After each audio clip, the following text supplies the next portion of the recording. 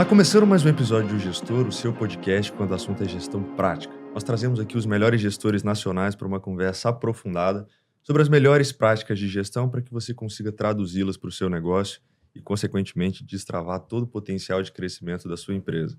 Meu nome é Bruno Rigamonte. Eu sou Gabriel Feitosa, um entusiasta das boas práticas de gestão. E se você também curte o assunto, curte falar sobre gestão, nos siga nos nossos canais, no YouTube, no Spotify e agora também distribuído todo esse conteúdo via Grupo Sim. E hoje a gente tem o prazer de receber aqui Eduardo Pignaton, ele que é um empresário multisserial, vamos colocar assim, né, Eduardo? Seja bem-vindo, muito obrigado por aceitar o nosso convite, seja bem-vindo ao Gestor. Obrigado, Bruno. Obrigado, Gabriel, pelo convite. Para mim é um prazer também falar um pouco de gestão.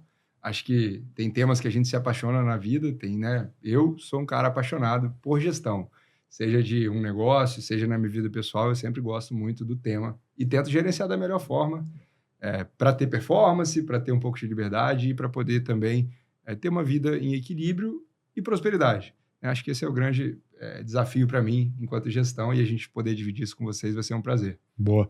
Eduardo, você tem uma atuação, a gente vai acabar falando sobre os diferentes negócios, né? Mas você tem uma atuação na área de energia, educação, já atuou na área de educação, está atuando agora recentemente na área de entretenimento e alimentação. Realmente muito diverso, muitas perspectivas e ramos distintos, né? Como é que você trabalhou a construção desse mindset empreendedor, né, na sua jornada aí enquanto profissional? Beleza, eu acho que começa lá quando eu era criança.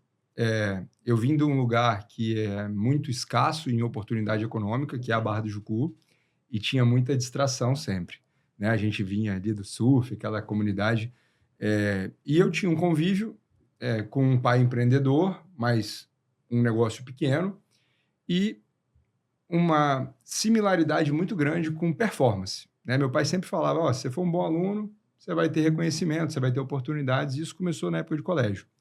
Então, eu sempre procurei dar o meu melhor, procurar ter notas boas e tudo mais, e aí consegui ter bolsa no colégio. Meu pai me recompensou por causa disso, eu tinha uma motinha, porque ele negociou comigo, valor da mensalidade, eu vou te dar um percentual disso, e aí tal, enfim.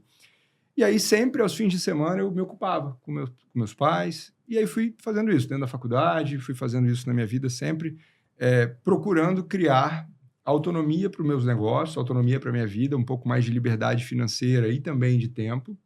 Então, eu gosto muito de ter um mindset de que eu concordo que o olho do dono engorda o boi, mas eu prefiro ter, às vezes, vários bois sendo gerenciados de forma em partnership, né, em parceria ali, várias empresas diversificando a minha atuação, do que estar ali full time, concentrado num negócio que seria o seu negócio de vida, que muita gente tem essa trajetória. Então, eu sempre procurei, através da gestão, propiciar negócios que caminhassem depois sem mim por mais tempo, né? Negócios para continuidade. Então, essa foi um pouco minha visão, assim, ao longo da minha vida, de forma resumida, um pouco como eu pensei nessa caminhada. Não sei se eu te respondi. Acaba sendo uma forma de você diversificar um pouco também as iniciativas, né? Distribuir um pouco o risco, mas também um contrassenso, acho que um contrassenso não, mas é uma perspectiva distinta de você realmente ter o olhar focado ali dentro de um negócio específico. Vou te explicar como é que lá atrás eu pensei. Eu não vou lembrar o livro, mas eu sempre gostei de ler bastante sobre gestão e a gente procurou definir uma estratégia da seguinte forma. Ou eu vou definir meu público-alvo, e aí meu primeiro negócio tinha um público-alvo que era entretenimento, que era a Fazenda Camping, para classe C, D e E. A gente pegava pessoas ali da Grande Vitória, né, para passar um dia de lazer conosco. E aí eu pensei, poxa, eu já tenho esse público na mão. O que mais dá para eu fazer de um cross-selling ali para esse cara? Né? E aí a gente foi ver, poxa, falta para esse público acesso à educação. E aí quando eu saí da minha formação de engenharia, eu tinha visto que a educação mudava a vida das pessoas, e aí eu pensei, vou aproveitar esse público. E aí, aproveitar esse público e aproveitar uma coisa que eu fazia muito sentido da minha vida, que era a educação. E aí eu juntei, fui buscar uma franquia de cursos profissionalizantes que trouxesse uma formação digna para essa galera, esse público-alvo. Então, aí eu tinha a área de lazer, né, que era a Fazenda Camp, e tinha o colégio, que era o Centro Brasileiro de Cursos, que chamava SEBRAC. E aí eu usava o mesmo lead, né? Se a gente for falar de digital, o mesmo lead que ia lá, passava o dia de lazer, a gente oferecia para ele depois uma formação. E aí eu falei, poxa, esse público ainda tem dores que eu posso explorar. E aí vou abrir uma ótica focada nesse público. E aí eu falei, pô, legal, esse lead eu consigo tirar, então, hoje muito, em percentual, um share bom dele. Então, esse lead começa a entender que, opa, eu estou dentro de um grupo, se eu estudo aqui, eu tenho desconto na ótica, eu tenho, às vezes, uma cortesia para o lazer, então a gente começou a aproveitar esse cara. Tem um risco que, quando o orçamento desse cara aperta, todos os seus negócios sentem. Perfeito. E aí eu fui para o ramo de alimentação, que era o Zé Coxinha. Lá em 2013, a gente foi montar 2 lojas do Zé Coxinha para testar o modelo, estava começando aqueles mini salgados, que também era esse lead. Mas a gente percebeu que o lead não fazia tanto efeito porque era uma venda mais transacional. O cliente estava ali passando, com fome, ele comprava. Sim. Foi a segunda experiência com alimentação que eu tive, mas para o público C, D e E. E aí, em 2018, surgiu a oportunidade, um convite, que um amigo que treinava comigo falou, cara, você tem vários negócios e tal, eu tenho um negócio que eu sou fã pra caramba, e eu também era fã, que é o Vila do Açaí, e ele falou, vamos abrir uma loja dessa? Eu já tinha uma experiência com alimentação, e eu falei, cara, alimentação, quando você tem volume, o que mata a alimentação é você não ter volume, você não tem previsibilidade, porque você faz a comida hoje, se não tiver ninguém para comer, ela vai estragar, se o CMV vai embora, e aí você está tendo muita perda. Perda é realmente o que mata a alimentação, que já tem uma margem baixa por si só. E aí a gente abriu o Vila do Açaí. E aí foi a primeira experiência que eu tive com delivery muito forte, porque né, a gente estava vindo aquela crescente de aplicativos de delivery, enfim, a mudança de hábito de consumo. E aí eu falei, opa, então aqui eu já não estou aproveitando aquele público que eu tinha, mas eu estou aproveitando o segmento, a vertical do segmento de alimentação. O que eu consigo aproveitar do que tive de experiência na fazenda, camping, que a gente tinha um restaurante lá, o Zé Coxinha e o Vila do Açaí. E aí a gente amadureceu isso e trouxe mais 2 projetos de alimentação. E aí agora a gente estava numa vertical de segmento, né, não mais numa horizontal de público-alvo. E aí nessa vertical de segmento a gente foi, em 2020, abriu o Hanaya, que era um restaurante de comida japonesa no Triângulo das Bermudas ali, e uma loja do Comarela em Jardim Camburi, que já era posicionado para um público C, B e A, né? Um público um pouco mais qualificado, mas na vertical de alimentação. E aí a gente procurava, e até hoje, por exemplo, quando a gente pega uma consultoria, a gente não pega uma consultoria para uma operação, a gente pega uma consultoria que vai falar daquele negócio. Então, foi mais ou menos isso que a gente procurou fazer, né? Então, a gente definiu uma horizontal e uma vertical para aproveitar um público-alvo e o outro segmento, para não ficar parecendo que são negócios assim, um que não tem nada a ver com o outro, aquela coisa perdida e tal. Então, foi mais ou menos esse raciocínio, vamos pensar assim, estratégico que eu tive nessa diversificação. Uma das coisas que a gente estava conversando aqui antes de começar a gravação era que você tem um olhar muito direcionado para modelos que, de alguma forma, já funcionam e que, a partir de boas práticas de gestão, de capacidade de otimização de uma determinada operação, você consegue replicar aquele modelo, trazer uma polidez melhor e, consequentemente, trazer mais escala e mais resultados para um modelo, por exemplo, de franquia. Né? Sim. Como que você chegou nesse racional entre desenvolver um projeto do zero, ao invés, né, ou em detrimento de um projeto de franquia, e como que você observou que isso te daria mais resultados do que se você fosse começar um projeto do zero, por exemplo? Perfeito, Bruno. Excelente pergunta. E aí vou refletindo, né, a resposta aqui junto com vocês. Acho que eu sempre fui muito competitivo. Eu acho que isso é uma característica minha. Tem gente que é competitivo consigo mesmo. Eu tenho um pouco isso comigo, mas eu tenho muito essa coisa da referência. Acho que a grande questão de gestão é que você cria referências ou busca referências. E eu sempre gostei muito de gestão. Então, quando eu estou tirando um negócio do zero, é muito mais tração de idealização, tentativa e erro, estruturação.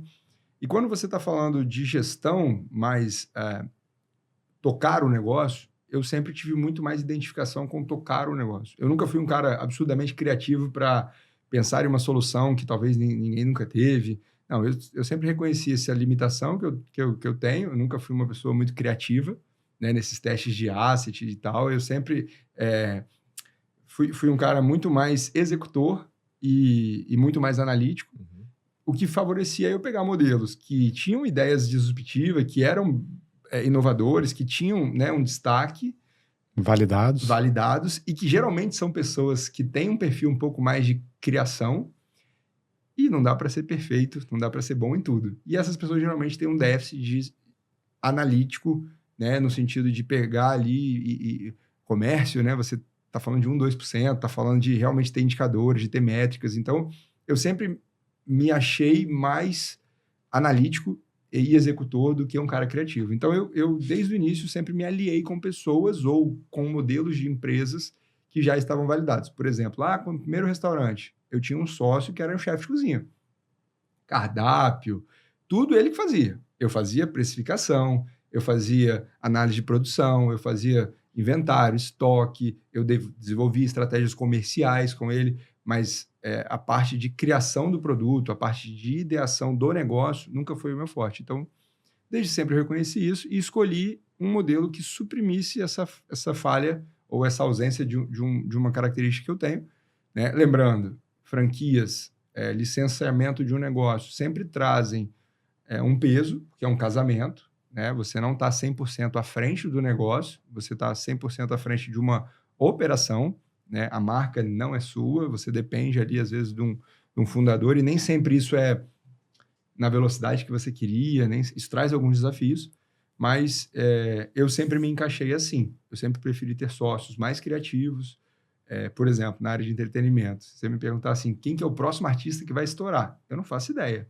Mas o meu sócio já fechou artista para junho, julho, que é o artista que está crescendo e tal, e eu estou mais na parte, por exemplo, comercial, que são os lançamentos das festas, na parte operacional, que é a definição de processo de atendimento, bar, né, a experiência do usuário. Então, assim, eu acho que é muito mais olhar para mim e ver que eu nunca fui uma pessoa absurdamente criativa, nunca tive facilidade em aulas de coisas que envolvessem um pouco mais de criatividade, mas, em compensação, a parte analítica, assim, sempre foi, e processual sempre foi muito forte para mim. É até um perfil de análise, geralmente quando a gente vai fazer um processo de contratação, tem 2 perfis ali, um cara que é mais conceitual, né, que ele é mais sonhador, idealizador, e um que é mais prático, né, realmente Isso. mais executor e que via de regra vai estar ligado mais a processos, É isso aí. e outro muitas vezes vai estar ligado a pessoas ou Perfeito. Eu sou o cara total concepções, de né? processos e o cara bem analítico, assim. Inclusive, eu montei um time, por exemplo, quando a gente chegou a estar no maior momento de faturamento e de pessoas, nós tínhamos um time ali de 170 pessoas, mais ou menos. Eu me cerquei de pessoas excelentes com pessoas. Em todos os negócios? Em todos os negócios. A gente tinha nas escolas mais ou menos 100 pessoas trabalhando, né? Os restaurantes, a gente chegou a ter ali 40 pessoas. Então, internamente, a gente tinha mais ou menos essa flutuação entre 150 e 170 pessoas ali dentro de uma regularidade. Eu sempre tive pessoas, inclusive hoje ainda tenho uma dessas pessoas, apesar de a gente ter mudado um pouco os negócios, que é muito boa com pessoas. Porque muitas vezes a gente tem esse desafio, né, de perfis que acabam tendo atrito.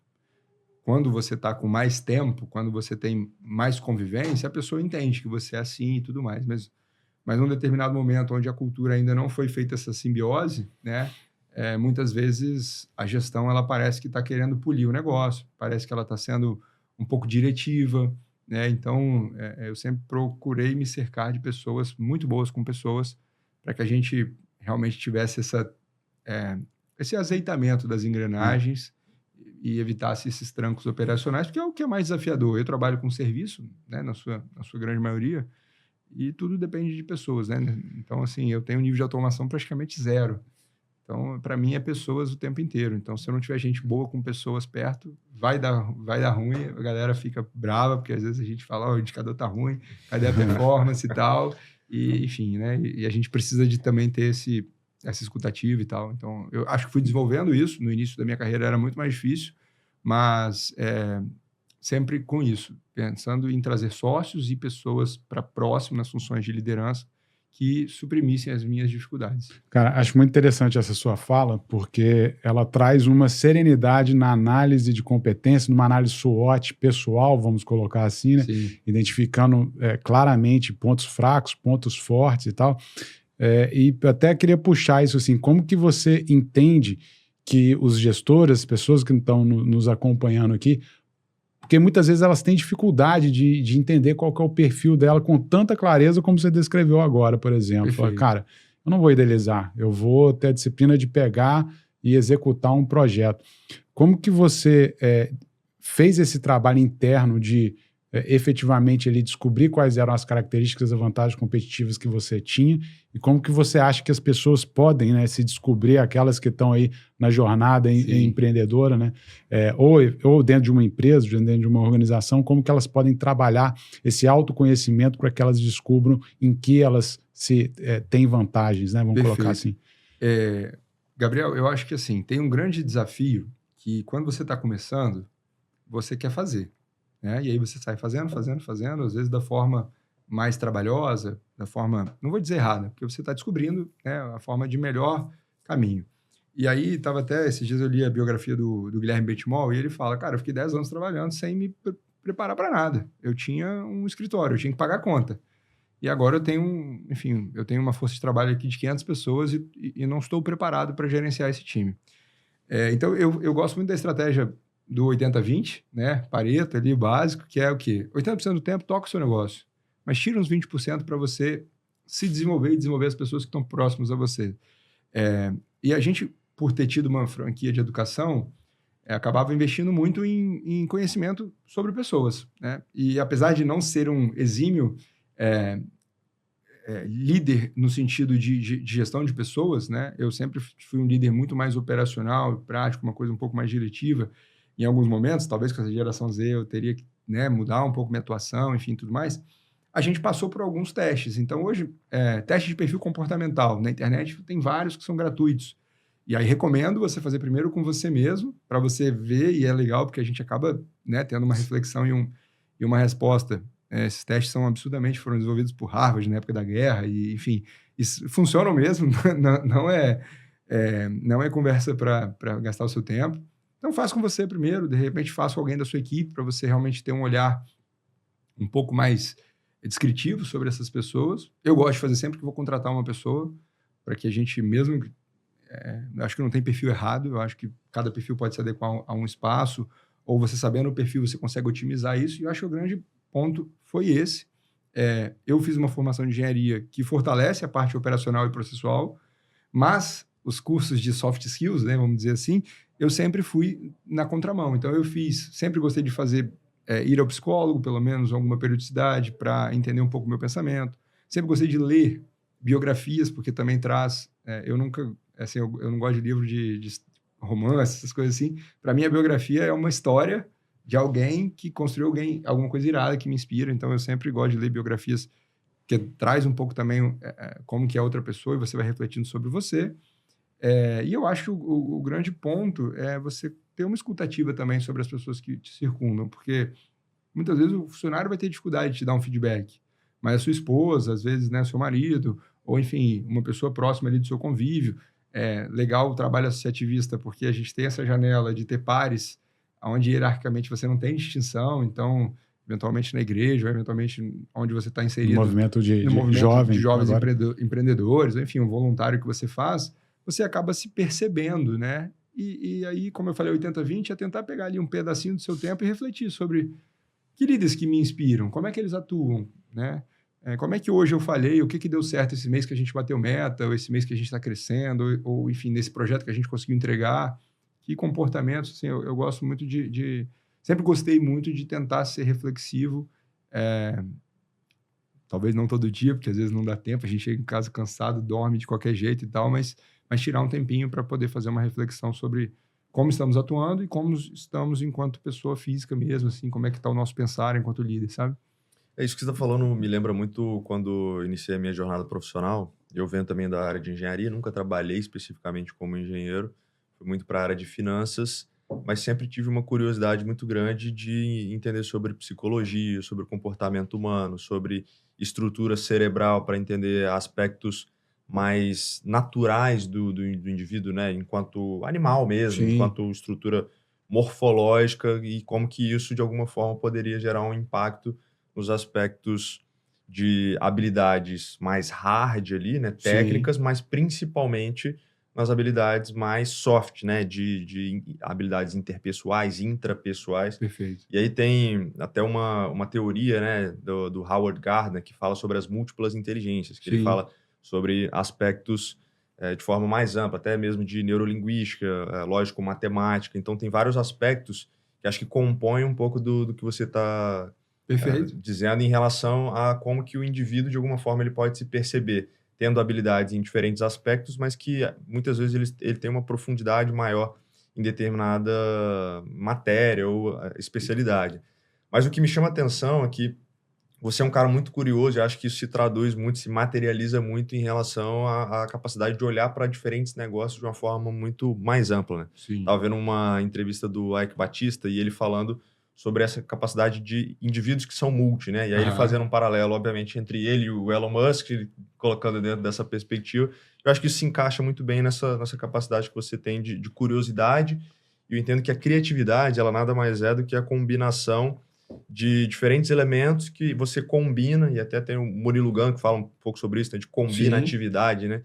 A criatividade nada mais é do que a combinatividade. E acho que tem muito desse aspecto. Mas o que eu gostaria de entender um pouco da sua jornada, né? Conforme você foi tendo alguns negócios, alguns deram mais certo, são mais longevos, outros também você acabou tendo experiência e talvez não caminharam tão bem, ou você escolheu até mesmo encerrar determinados Sim. negócios para manter outros. Eu queria que você contextualizasse um pouco desses negócios, né? Como que Tá. esses vários aprendizados, dessa sua curiosidade de entender mercados, tanto no nível de pessoas, né, do mesmo público, em aspectos horizontais que você falou, mas também aspectos verticais ali dentro de determinadas, né, determinados negócios, como que foram esses aprendizados, como que você hoje, olhando em retrospectiva, consegue entender que isso te faz ser um gestor melhor nos negócios que Perfeito. você toca atualmente? Pô, Bruno, assim, dentro de um contexto, se eu fosse te resumir, a gente tem que acostumar, e acostumar não quer dizer, né, tem uma frase que eu falo que eu gosto muito, que é assim, a gente tem que estar satisfeito, grato, né, mas a gente não pode estar realmente ali confortável, né, a gente tem que entender aonde a gente chegou e essa inquietude me fez errar muitas vezes. Por exemplo, quando a gente montou as escolas iam super bem. Com 6 anos de escola, 7 anos de escola, a gente conseguiu ser premiado 2 vezes a melhor escola do Brasil, dentro de uma rede de 120 escolas. Isso para a gente simbolizava muito, até financeiramente, isso dava um prêmio em dinheiro bacana para caramba, chegou carro e tal, assim, e eu repassei isso para o gestor, era uma coisa bem legal. Eu consegui desenvolver pessoas nesse processo de liderança de 6, 7 anos, que se tornaram excelentes profissionais e hoje estão no mercado muito bem formados, não por mim, por eles, mas a gente se desenvolveu juntos. Só que em um determinado momento, eu acabei cansando do negócio e não entendendo isso. Então, se eu pudesse olhar para trás, como que eu renovo meu interesse pelo meu negócio ou como eu me dou por satisfeito nesse negócio. Foi uma fase que a gente estava muito rápido, tendo muito resultado, e a franqueadora estava devagar, né? Porque ela trocou um corpo diretor, não foi bem, e aí o nosso negócio estava despontando muito e a gente precisava de novidade, a gente precisava de curso novo, a gente precisava... E a franqueadora não dava isso. Talvez se eu tivesse pivotado e montado o meu negócio, né, eu tinha um problema contratual, porque eu ia ter que resolver, porque eu não podia ter concorrência com a franqueadora e tal. E aí o casamento não ficou legal. E aí eu comecei a olhar para o lado, né, que a gente tem às vezes ali de comportamento, é o que, pô, aqui não tá legal, em vez de eu ter um pouco de paciência, voltar, eu era muito novo, muito inexperiente. Então eu fui começando a abrir negócios. E eram negócios que começaram hoje, graças a Deus, eu tenho esses negócios, porque são as coisas que eu continuo tocando, mas nisso você não tem tanta energia, porque você está dividindo sua energia. Então, se você tem 3 frentes de negócio, até você criar sinergia nelas, a gente precisa entender, né? Quando vai fazer um M&A, quando vai fazer uma nova abertura de frente de negócio, é entender, isso tem sinergia? De fato, na prática, tem sinergia? Porque 24 horas, apesar de ser relativo, né? São só 24 horas. Então, não tem como você criar tempo. Então, se é um negócio que toma 8 horas sua todo dia, como é que você vai dar mais 4 horas de atenção para outro negócio? Pô, beleza, você está aí no basal falando de 12 horas por dia. Por uma semana eu consigo, por 3 semanas eu consigo. Agora, ficar 10 anos fazendo os dois, acho que não faz sentido. Então, lá atrás, eu errei em alguns momentos nessa ansiedade de querer ser um empreendedor serial a qualquer preço ou no custo talvez de um estudo não tão bem feito, até porque eu não entendia exatamente na prática o que era sinergia.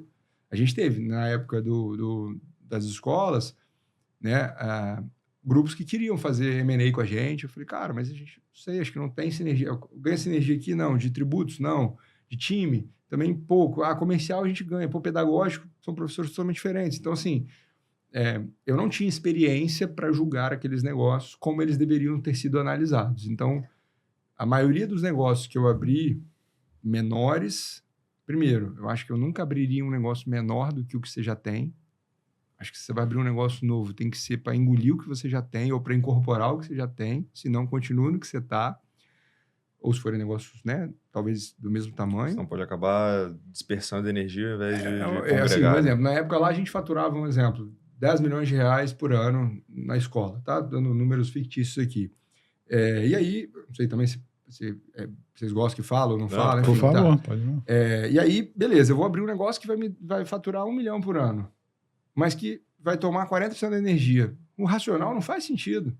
Né? Eu tinha 100% para um negócio que dava 10 milhões, estou aqui agora botando 40% dessa energia, ou eu vou ter que criar tempo, me sacrificando em vários outros aspectos, até no meu próprio desenvolvimento pessoal e na minha capacidade de energia para poder tocar o negócio, para um negócio pequeno. Então, assim, isso foi um erro que eu tive. Eu diversifiquei em coisas que eram pequenas diante do que eu já tinha.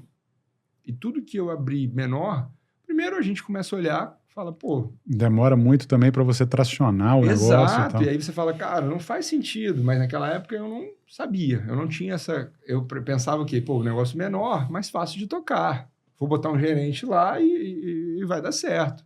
Vou pegar uma pessoa boa que eu tenho aqui e vou jogar para lá e ela vai tocar o negócio, com o olhar de dono, com toda a cultura que a gente tinha. Só que o negócio pequeno, ele é igual um papel na rua solto. Qualquer ventinho, um negócio que fatura ali 50 mil, uma queda que você tem, seu lucro vai embora. Né? Você não tem solidez. É um negócio muito vulnerável. Então, eu não abriria coisas menores do que eu já tenho atualmente. E eu acho que dentro desse caminhar todo, é entender que vai ter momentos da sua vida que o seu negócio não vai estar tão atrativo quanto ele estava em outros momentos. Né? Aí vem a reengenharia de processos, vem talvez a inovação, né? Talvez frequentar ambientes que você consiga trazer um desafio, você mesmo propor desafios para o seu negócio, igual agora a gente está no ramo de alimentação, mas a gente está num ramo que a gente está se digitalizando. Como é que eu consigo eliminar, por exemplo, um pouco de garçom? Vou botar tablet nas mesas? Será que isso faz sentido? Né? Vou fazer igual o McDonald's, que o caixa é um touch. Né? Talvez para um negócio pequeno como o nosso, não dá para automatizar muita coisa, mas o que dá para automatizar? E aí se torna um desafio. Né? Entra com gestão, vamos olhar, comparar ano a ano, ver o que está crescendo, ver como é que foi a inflação, será que realmente o negócio está indo mal, ou só você que só está enxergando o problema? Então, acho que dentro dessa curva de aprendizagem, eu comecei a ter muito mais maturidade para entender com quais negócios eu quero me relacionar e cheguei, assim, a essa conclusão de que menos, às vezes, é mais. Principalmente porque o seu tempo ele é limitado e finito. Eduardo, tem uma, assim, fazendo um comparativo, né? Tem uma semelhança, vamos colocar dessa forma, com um fundo de private equity, né? Que você, no fim das contas, você vai gerir vários negócios, você tem que naturalmente acompanhar todos eles, né? Como que eles estão performando, e também saber a hora de sair do negócio, né? Porque senão você vai desfazer do ativo ele valendo muito pouco, né? Perfeito. Então, você tem que ter esse fundamento de análise também para fazer a saída na hora correta. E quando eu vejo essa característica que você colocou também de ser um analítico e também ser muito bom operacionalmente, né, na execução, a gente teve recentemente, a gente também faz parte do movimento de formação de lideranças, né?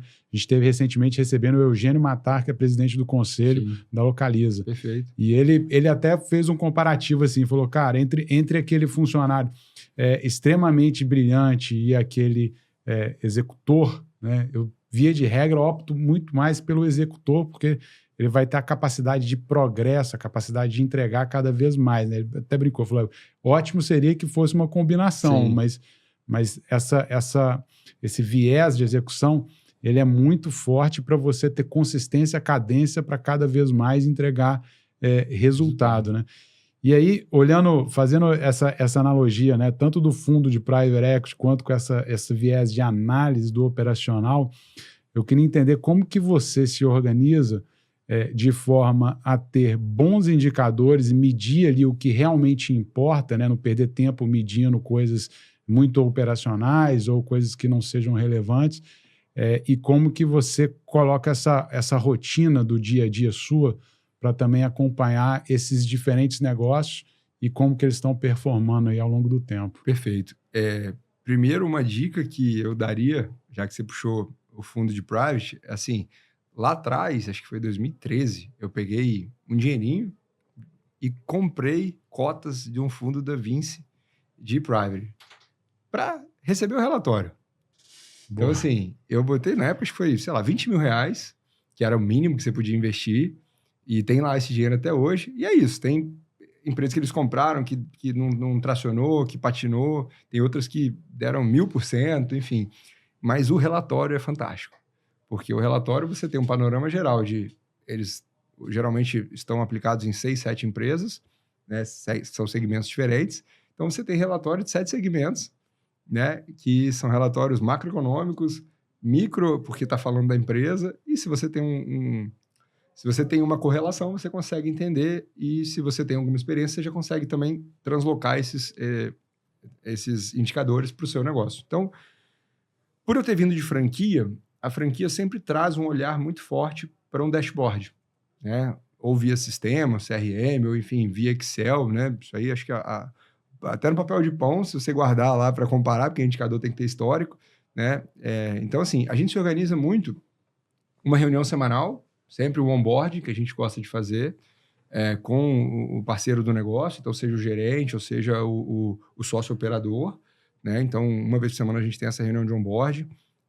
Eu gosto de ter dado da ponta, então eu tenho cliente oculto nos meus negócios, é um investimento que eu faço, tanto na parte de cozinha, então eu tenho uma consultoria que vai lá de forma aleatória para fazer checagem de cozinha, como fosse uma visita da vigilância sanitária, para ver se meus processos estão sendo seguidos, para ver se está em conformidade e tudo mais. E eu tenho um cliente oculto na ponta que vai lá fazer a performance do meu cliente. Então, a gente tem não é um NPS, porque o NPS, né, ele é meio mais resumido, mas eu tenho lá, por exemplo, um questionário de 110 perguntas que um cliente oculto faz pelo menos uma vez por mês. A gente define a periodicidade baseado em performance. Então, se o negócio está pior, a gente tem que medir com mais regularidade. Se o negócio já está numa velocidade cruzeiro, a gente diminui um pouco essa ida. Eu gosto de ir pelo menos um dia da semana visitar o negócio. Visitar o negócio significa botar a roupinha de funcionário e fazer uma função que eu domine. Eu gosto de botar a mão na massa. Então, é claro que nem sempre dá para você fazer isso, mas eu tento fazer a maioria do período que eu consigo. Então, toda semana, você vai me ver lá no Vila do Açaí, uma vez por semana, ali de uniforme, fazendo caixa, eu estando na montagem e tal, porque é a forma que eu consigo estar. Primeiro, escutando meus funcionários, vendo meus clientes, vendo os processos on the job ali mesmo, sabe? É uma forma também de não estar tão distante, porque eu já estive distante do negócio. E se você se distancia muito, às vezes a informação não chega... É igual o telefone sem fio, né? Ela chega muito fragmentada. Eu tenho uma pessoa hoje que é meu braço direito, que eu tenho uma controladora. Então, toda a parte de relatório passa por ela. Então, via sistema, a gente traz relatório financeiro, a gente traz DRE, enfim, fluxo de caixa, tudo isso a gente compara, porque, né, enfim, a empresa ela tem que, no final das contas, gerar caixa, conseguir se pagar e tal. Eu gosto também na parte de formação de liderança eu participar mais ativamente. Então, todo o programa de formação de liderança, quando troca uma supervisão ou uma gestão de loja, eu participo de forma mais direta. Eu acho que via de rotina é isso. Porque, como eu falei, uma boa parte da agenda, que é a agência de criação, ela não passa por a gente. A gente paga uma taxa por isso, né, que são os licenciamentos, mas ela está muito concentrada vamos dizer assim, na detentora da marca ou num sócio, por exemplo, na agência de entretenimento, né? Estava até conversando aqui anteriormente. Quem define o artista, quem define o conceito do evento, eu tenho um sócio que é muito bom nisso. A gente faz reunião, às vezes, de brainstorm, mas aquela parte de estar ali testando produto, de fazendo criação de produto e tudo mais, isso não passa por mim. Então, isso não é uma agenda estratégica que eu acabo tendo que participar. Então, isso me libera mais tempo, tá? Eu gosto sempre de manhã de estar dando uma lida. Eu sempre procuro ali ler pelo menos uma horinha por dia. Daí isso não vai dar espetaculares, mas dá uns 20, 25 livros por mês, ou por ano, perdão, o que sempre está te atualizando. Tenho algumas coisas de newsletter que eu gosto de estar vendo também e tal. E procuro sempre tentar ser referência para o meu time. Quando eu vou no negócio, eu não vou para perguntar como é que está. Eu vou para observar, mas eu já tenho um desenho muito bom como está. Eu vou tentar sempre propor soluções operacionais, sempre gosto de estar fazendo benchmark, sabe? Por isso que eu acho que o trabalho voluntário ele te ajuda muito. Você participar de um sindicato patronal, né? Ele participar de um ciclo como, enfim, o Espírito Santo tem vários, o IBEF, o Líderes do Amanhã, o SINDES, a CDL também tem, né? Então, são ciclos de desenvolvimento, porque ali você acaba fazendo um benchmark, trocando uma ideia, enfim, compartilhando suas dores.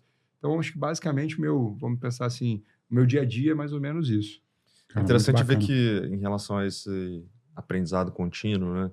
Estava vendo, até mesmo para construir um pouco do roteiro que a gente ia ter da nossa conversa aqui, uma entrevista sua de 10 anos atrás. Você estava se preparando para ir para a Austrália. Isso aí. E acho que vale a pena você contextualizar um pouco, né, Legal. de alguns aprendizados e algumas experiências que você teve ali logo no início da sua jornada empreendedora. Mas uma coisa que me chamou a atenção é algo que permanece até hoje pelo que você está dizendo, né? Que é foco, disciplina, essa mentalidade de crescimento, né, de inquietude realmente, e que isso também fez com que você, desde o início ali da sua jornada empreendedora, buscasse caminhos que não eram os caminhos triviais Sim. ou que já estava pavimentado, né? Algumas oportunidades deixadas na mesa que você foi lá e falou, pô, não tem ninguém olhando para isso aqui, deixa eu Sim. olhar para isso e aproveitar essa oportunidade. Como é que foram essas experiências que você teve, né, a nível internacional e um pouco desse início da sua jornada empreendedora e como que isso se conectou também com o associativismo, né? Tá, perfeito. Bruno, eu, durante a faculdade, né, eu participei de um desafio do Sebrae. Eu acho que quem quer empreender não pode se distanciar do Sebrae em janela nenhuma. Não sei que você esteja faturando lá mais de 20, 30 milhões ano. Talvez a partir dali você não olhe tanto para o Sebrae, mas se você for menor do que isso, cara, esteja colado com o Sebrae. É a consultoria mais barata que existe e ela funciona. Conhecimento disponível para caramba, eles estão ali para isso. E aí a gente ganhou esse prêmio internacional do Sebrae e com 20 anos mudou, assim, eu vinha da Barra do Jucu. Ir para a Europa foi um negócio, o prêmio foi ir para a Europa. Minha família tem uma condição ok, mas assim, nunca teve muito essa coisa da facilidade, fazer intercâmbio e tal. Foi, pô, sensacional ficar um mês na Europa. Primeiro porque você está ali como um vencedor de um prêmio. Isso já traz para você uma correlação, né, de esforço gerando recompensa.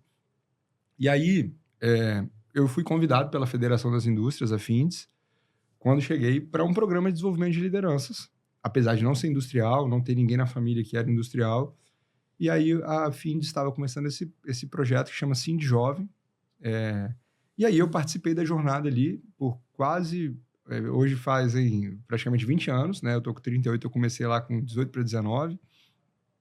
E nessa trajetória, você se voluntaria a participar de ambientes empreendedores, né? Fazer congressos, trazer palestrante, ler livros e discutir, né? Fazer o feirão do imposto, que você vai conscientizar o pessoal, ficar lá no sol entregando panfleto, enfim, dia da liberdade dos impostos, né? Você vai fazer, às vezes, ali no final de ano, uma ação solidária de um dia de lazer, né? Que era o Distribuir Sorrisos, enfim. Então, a gente sempre estava trabalhando em cima de projetos. Eu acho que todo jovem que participa de projeto, ele adquire muita capacidade de fazer, né? Que acho que um grande diferencial que a gente tem é fazer, tirar uma ideia do papel e fazer. Fazer de forma coletiva e de forma voluntária. Quando você consegue trabalhar sem ser pelo dinheiro, você também aprende muito sobre você mesmo e sobre o trabalho. Então, essa jornada toda, eu fui primeiro convidado, depois você vai, né? Aí você fazia alguns pré-requisitos, tipo, pelo menos 6 meses ali, e aí você vira associado, e aí você vira diretor adjunto, aí você assumir uma diretoria. Muita gente no caminho se perde, né? No sentido de não tem sinergia e tal, é uma seleção natural ali. Você não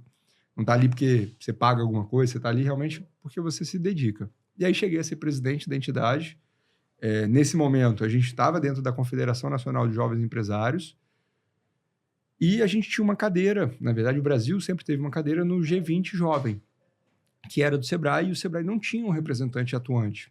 E aí a gente viu essa oportunidade, por estar próximo do Sebrae, ter ganho esse prêmio e tal, a gente fez um projeto. Primeiro nós fomos para Angola, num congresso de empreendedores de língua portuguesa.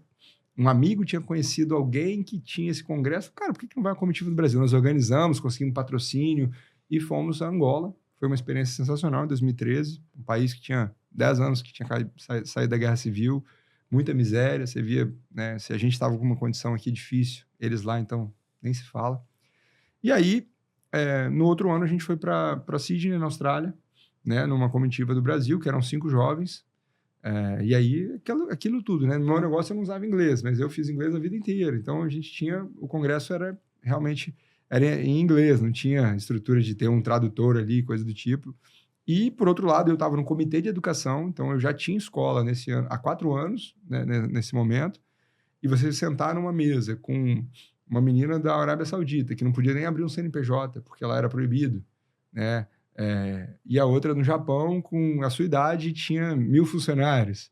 Então, assim, isso é um choque, primeiro, de realidades, né, primeiro, no movimento local. Às vezes você senta do lado de uma pessoa que é muito maior do que você. E isso te dá muita vontade de querer e muita sinergia para poder perguntar também. Né? E daqui a pouco você é essa pessoa maior do que um outro ali, ou com mais experiência, né? Maior talvez não seja a palavra, mas mais experiente.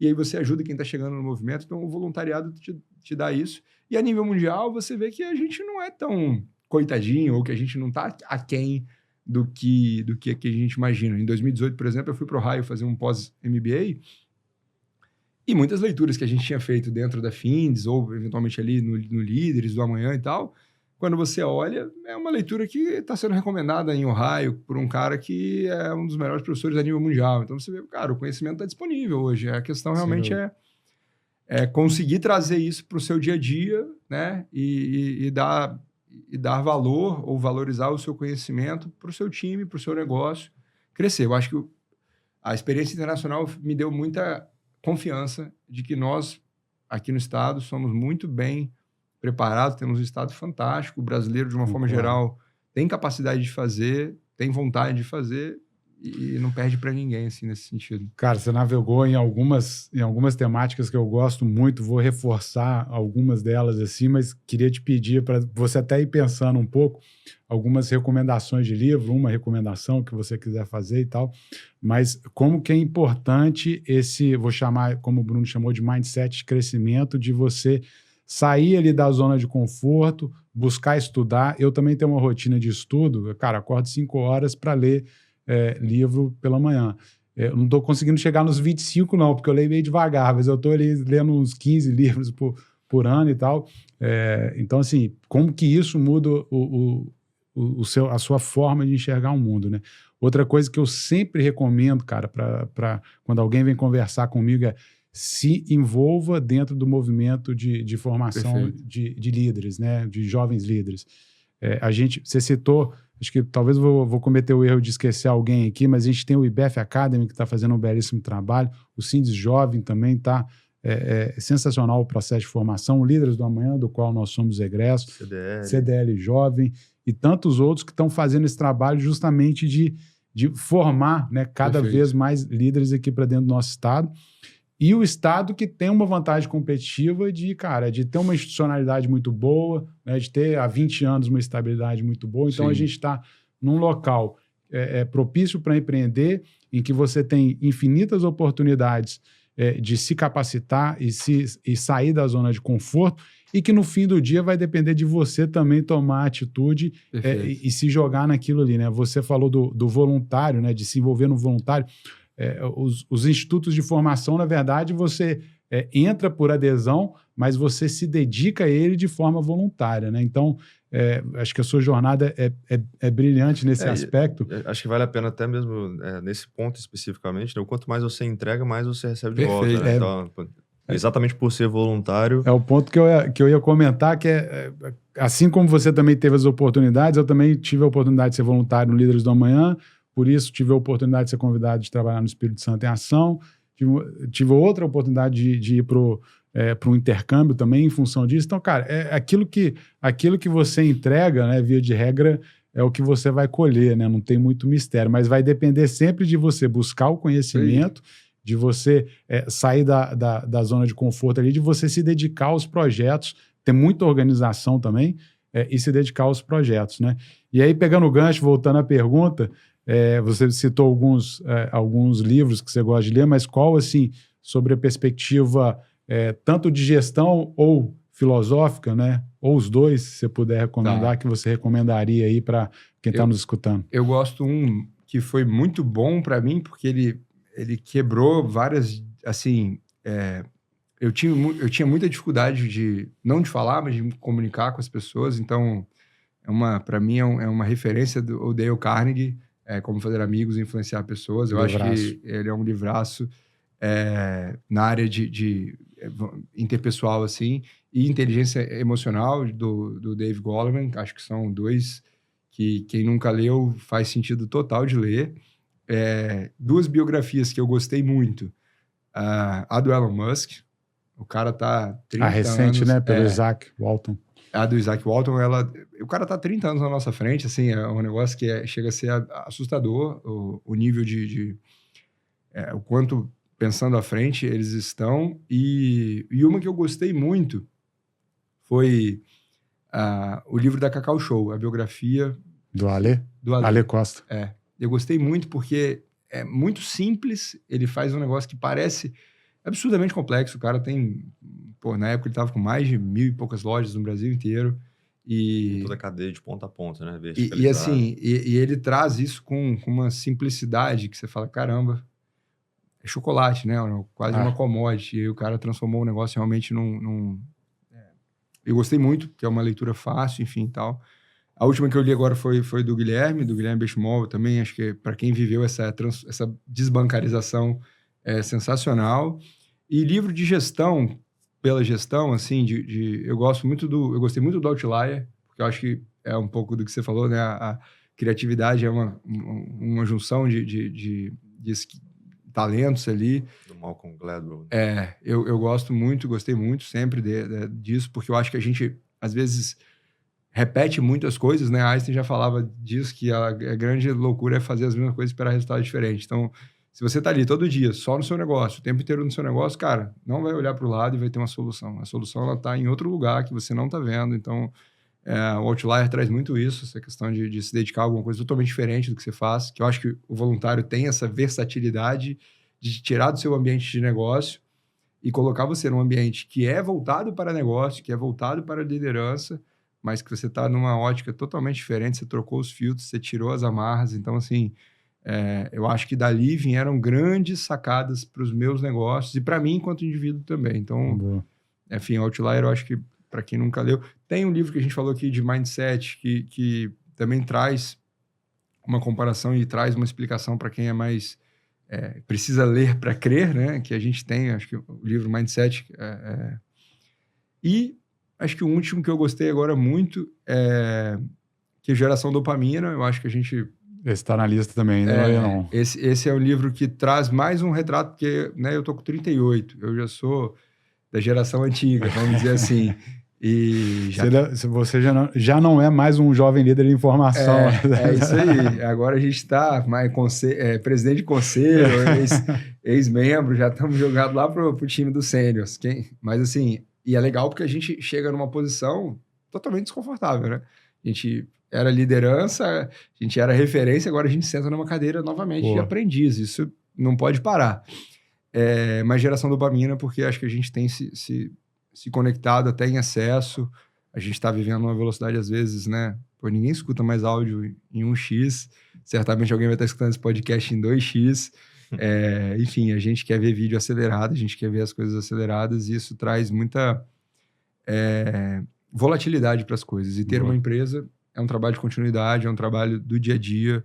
Não dá para você acelerar a sua empresa mais do que ela aguenta. Então, assim, acho que foi um livro que deu, assim, para mim cara, beleza, vamos dar uma respirada. Realmente tá assim, mas o que dá pra gente reequacionar? Então, acho que são alguns livros aí recentes, alguns mais antigos, que eu gosto. O cara citou uns 6 livros aí. Você vê que quando o cara lê muito, você pergunta ele te devolve uns 10, né? Então, beleza. E eu tô lendo um que... eu não sou fã desses livros do dia a dia, um que você lê um por dia, mas eu comecei a ler um pouco de filosofia, que eu acho que Eu conheci Cara. uma obra, e aí eu tô lendo o Diário Estoico. Eu tô lendo esse livro também. E é umzinho Bacana. por dia, e assim, traz uma reflexão, e para mim tem feito sentido, mas é uma coisa mais filosófica, e aí talvez é uma discussão para um outro cenário, enfim, também quem quiser na rede social aí puxar a bola. Só para não deixar passar, porque eu acho que eu nunca vou ter oportunidade de falar isso.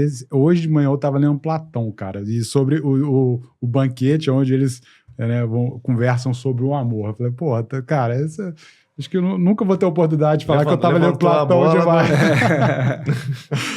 Cara, muito bacana, Eduardo, esse bate-papo, cara, a visão que você tem sobre empreendedorismo. Acho que, assim, pra gente fechar o papo, assim, queria entender sobre a sua perspectiva, olhando para essa faceta multi-empreendedora que você tem, o que você vislumbra de longo prazo, como que você se enxerga aí daqui a 10 anos, né, dentro desses negócios, o que você vê de oportunidades, enfim, como que você julga que você vai estar aí, como que você vislumbra que você vai estar nos próximos 10 anos? Beleza, Gabriel. Eu tenho um desafio pessoal que foi até um dos pontos que eu me desfiz das escolas, né? A gente vendeu as escolas. Vendeu, não, eu brinco que a gente fez um stop loss nas escolas, a gente repassou a operação em 23. Eu tenho um negócio da minha família que eu optei quando fui sair das escolas para tocar um projeto que a gente tem uma fazenda, né, dentro da área urbana aqui, então é um projeto grande, é um projeto de 20 anos que a gente vai fazendo uma incorporação, então é um desafio que certamente meus tios, meu pai, ele já estão nos 60, 70 e não vão estar tocando tanto, então a gente vai ter que estruturar uma estrutura realmente corporativa para tocar esse negócio. Então, os próximos 2 anos, né, na verdade esse ano e o ano que vem eu vejo que vai estar nisso. Negócio pequeno tem um grande desafio que a gente dificilmente tem saída. Como é que você vende, né, uma hamburgueria que você opera? Então, a gente pretende fortalecer as pessoas que estão ali para que elas queiram continuar e, eventualmente, tendo bonificações e participações pelo resultado, para que elas entendam aquilo como um projeto de vida delas. E eu enxergo continuar fazendo o que eu sempre fiz de forma voluntária, talvez transformar isso num produto, porque é um grande desafio que eu tenho. Para mim, eu nunca vendi R$1 pela internet. Tirando os eventos, que a gente vende ingresso pela internet, mas a entrega é física, eu nunca monetizei R$1 pela internet. Então, eu acho que quem não está no digital está errado. Isso é assim, para mim é uma grande verdade, não tem mais desassociação entre offline e online. Então, eu queria muito, né? Estou trabalhando para isso, estou estruturando um pequeno projeto. Eu me vejo nos próximos, aí talvez não 10 anos, mas assim, pelos próximos 5 anos, eu quero ajudar pequenos empresários, pessoas ali que estão entre 30 e 300 mil de faturamento, a acelerar o negócio delas. Então, ou através de uma mentoria, ou através de consultoria. Então, é um projeto que eu tenho para lançar, trabalhar com um número pequeno ali, de 5, 7 empresas, para quem sabe, daqui a 10 anos, aí talvez, né, respondendo sua pergunta, eu quero caminhar para, eventualmente, participar de conselhos de empresa. Eu acho que é um movimento que está vindo para o Brasil, é um movimento que já está muito mais avançado em países com estruturas empresariais mais sólidas, e o Brasil tem melhorado muito suas estruturas empresariais, então eu acho que já é uma realidade em São Paulo, empresas de nível, empresas grandes, mas às vezes médias, né, já usando conselhos consultivos ou conselhos realmente de administração, enfim. Então, se eu conseguir acumular bagagem nesses 10 anos para estar fazendo parte de conselhos, né, eu quero dar mentorias, acelerando pequenos e médios empresários para terem caminhos mais curtos ou menos atrituosos do que eu tive, trazendo essa bagagem, essa documentação toda que a gente traz de franquia, essa questão de uma visão analítica e de processo. Então, o caminho seria esse, a jornada, eu vou ter um paralelo de continuar o que eu faço, né, fortalecendo as operações que existem, o negócio da família ajudando a estruturação, porque é um negócio que não é meu, mas eu, dentro do meu escopo familiar, tenho uma bagagem de gestão, então ajudar a transformar isso numa SA ou, enfim, numa empresa realmente numa SPR, enfim, no modelo jurídico que funcione bem, e trabalhar a mentoria, consultoria para mim poder virar um representante em conselho ou um membro de conselho de empresas ali a partir dos 45, acho que eu já vou ter tido alguma bagagem para poder somar de forma mais repetitiva ali com o dia a dia de alguma empresa. Acho que é isso. Sensacional. Legal? Cara, muito bom. Obrigado aí por compartilhar com a gente sua jornada, né? Suas perspectivas também. Dá para perceber que você é um cara realmente muito curioso e que é voraz, né? Em relação à aquisição de conhecimento. Então, assim, cara, parabéns aí pela jornada. Desejo muito Obrigado. sucesso. Que esse plano que você tem aí para os Boa. próximos 5, 10 anos aí realmente se consubstancie, que você consiga gerar cada vez mais impacto, não só para os seus negócios, mas também para outros empreendedores, que eu acho que isso está muito ligado com o seu propósito, né? É Novamente, isso. muito obrigado, cara. Obrigado pelo convite. Espero que vocês também tenham, quer dizer, vocês já estão fazendo um belo trabalho, que é levar conhecimento, né, multiplicar conhecimento para quem gosta de gestão, para quem está com o desafio de empreender, e que esse ambiente continue crescendo, né? A gente tem visto o Espírito Santo um baita destaque, e, enfim, a nível nacional a gente traga também mais empreendedores aqui e que vocês possam compartilhar mais conhecimento com a galera, porque tem sido muito legal. Eu sempre gosto de contribuir e para mim é um prazer estar aqui dividindo com vocês. Boa. Muito bom, Eduardo, cara. reforçando, parabéns aí. Obrigado. Sucesso na jornada, cara. Valeu, Gabriel. Obrigado, Bruno. Bom, e você que chegou até aqui, se você ainda não é inscrito no nosso canal, eu queria te convidar para fazer isso agora. Se você acredita que esse episódio pode fazer a diferença na vida de alguém, compartilhe com ela também. E deixa aqui, né, a sua avaliação, ativa as notificações. Se você está escutando a gente pelo Spotify, deixa aqui também 5 estrelas. Isso faz com que esse conteúdo chegue para cada vez mais pessoas e que, consequentemente, a gente possa aí melhorar o ambiente de negócios, de empreendedores, gestores, empresários, no modo geral. A gente vai ficando por aqui. Um abraço, valeu e até a próxima.